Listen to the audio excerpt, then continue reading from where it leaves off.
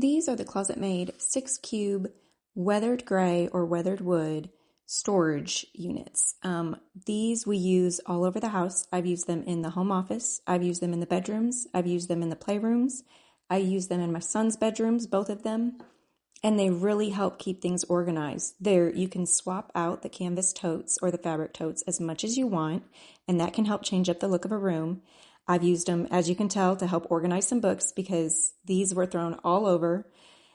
It will come in a box. You are going to have to assemble it. You're going to need a screwdriver, a Phillips head, and a flathead.